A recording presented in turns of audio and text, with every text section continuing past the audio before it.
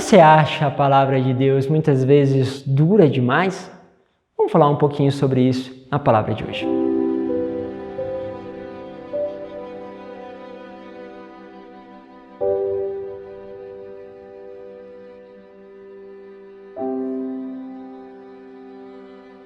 Em nome do Pai, do Filho e do Espírito Santo. Amém. Olha que esses dias o Padre tem apertado aí um pouquinho vocês e hoje não vai ser um pouco diferente, ou seja, vamos apertar aquilo que o Evangelho nos convida à mudança, à conversão, a um chamado. E Deus tem falado muito conosco neste tempo sobre a sua dimensão eucarística. Quanto nós precisamos olhar para o Senhor na Eucaristia e reconhecer esta presença, não simplesmente por sensações, embora isso também possa acontecer por consolações, mas simplesmente por aquilo que Ele é, por aquilo que Ele está presente lá. E aí, quando você entra na capela, você fixa os olhos no Senhor. Padre, o que eu direi? Não diga nada. Fique com Ele. Mas, Padre, se as distrações vierem, deixe que as distrações, como elas vieram, elas possam ir embora. Volte o teu olhar para o Senhor. E, Padre, se meu corpo começar a doer, se a minha vontade querer se esquivar, permaneça no Senhor. Permanece nele. Quantas vezes nós somos chamados a permanecer com os olhos fixos no Senhor, como era muito comum quando ele pregava, a multidão permanecia com os olhos fixos nele. Ele encantava. Precisamos descobrir o encanto da Eucaristia escondido no pão. Precisamos voltar a este encontro. Bom, eu quero pegar com vocês a palavra que está no Evangelho de São João, capítulo 6, do versículo 60 ao 69. Diz assim: Naquele tempo, muitos dos discípulos de Jesus que o escutaram disseram: esta palavra é dura, quem consegue escutá-la? Sabendo que seus discípulos estavam murmurando por causa disso mesmo, Jesus perguntou: isso vos escandaliza? E quando vides o Filho do Homem subindo para onde antes estava? O Espírito é que dá a vida, a carne nada adianta. As palavras que vos falei são Espírito e vida, mas entre vós há alguns que não creem. Jesus sabia disso desde o início, quem eram os que não tinham fé e quem havia de entregá-lo. E acrescentou: é por isso que vos disse, ninguém pode vir a mim a não ser que lhe seja concedido pelo Pai. A partir daquele momento, muitos discípulos voltaram atrás e não andavam mais com ele. Então Jesus disse aos 12: vós também não quereis ir embora? Simão Pedro respondeu: a quem iremos, Senhor? Tu tens palavras de vida eterna. Nós cremos firmemente e reconhecemos que Tu és o Santo de Deus. Aqui uma expressão muito, muito forte. Olha, quando eu começar a falar de uma forma mais dura, vocês não querem ir embora? E olha que agora é mais fácil, hein? Vocês só basta ir tirar o YouTube. Vai mudando, muda para outro vídeo, cancela. Veja a facilidade que hoje tem. Hoje nós podemos pensar o seguinte: olha, eu posso falar isso porque senão as pessoas vão deixar de me seguir. Não posso dizer essas palavras porque senão as pessoas vão me deixar. Porque é esta a lógica. E olha que agora é bem mais fácil. Nós não precisamos agora, numa homilia, estar lá no último banco da igreja esperando o momento para ir embora. Ou se aquilo não estiver bom, para a gente ir embora. Né? Costumam dizer assim, que quando você vai fazer uma palestra, uma pregação, o teu termômetro é a última pessoa do banco. Se aquela pessoa levantar toda hora para ir no banheiro, ou se ela sair, significa que eles não estão gostando daquilo que você está falando.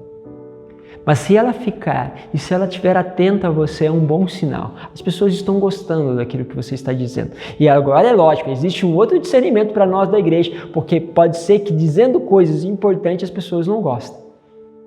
Falando algumas coisas, as pessoas talvez não gostem. E é estas verdades que precisam entrar dentro de nós. E aí nós precisamos escolher entre a verdade ou o seguimento de algumas pessoas.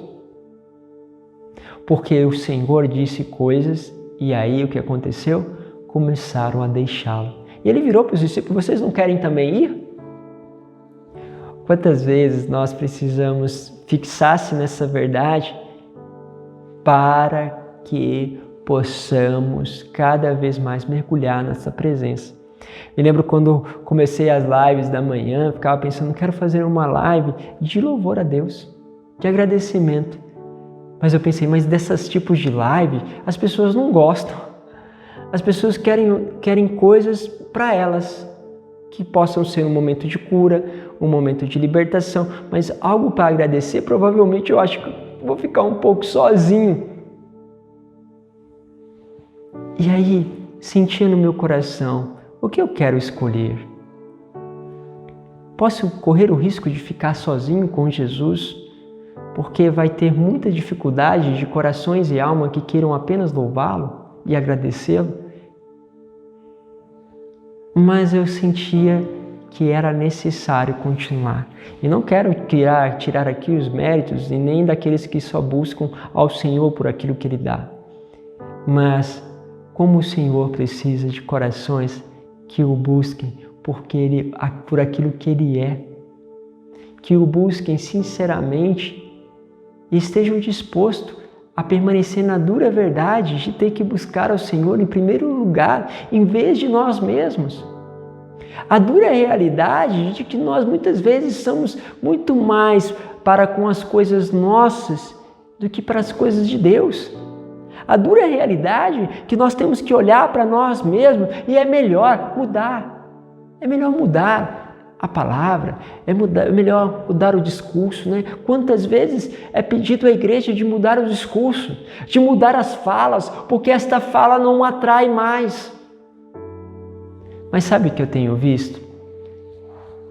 Que quando se dá passos de radicalidade, quando pessoas que se tornam profetas aí para a nação, e aí temos muitos exemplos, graças a Deus na nossa igreja tem muitos exemplos disso, exemplos atuais e ainda mais antigos com os santos, você percebe que aquelas pessoas, ao escolherem uma radicalidade maior, passaram a atrair mais pessoas.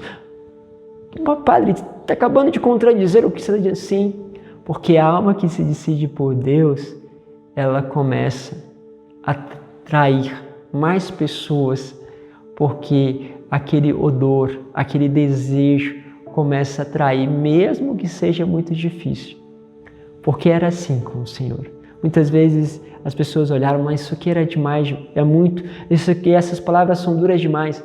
Mas quando viam alguém viver conforme o Evangelho, não tem jeito. Isso atrai os corações. E eu paro para pensar, será que a minha vida tem atraído outras pessoas porque a minha vida é igual a deles?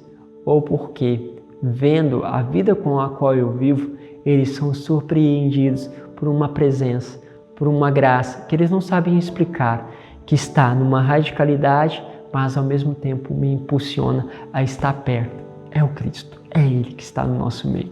Pense um pouquinho sobre isso. Hoje é sábado, dedicamos aí a Nossa Senhora esses caminhos, os caminhos que Deus tem pedido para cada um de nós. E esta palavra pode ser dura, mas ela, sem dúvida, é o caminho da nossa salvação.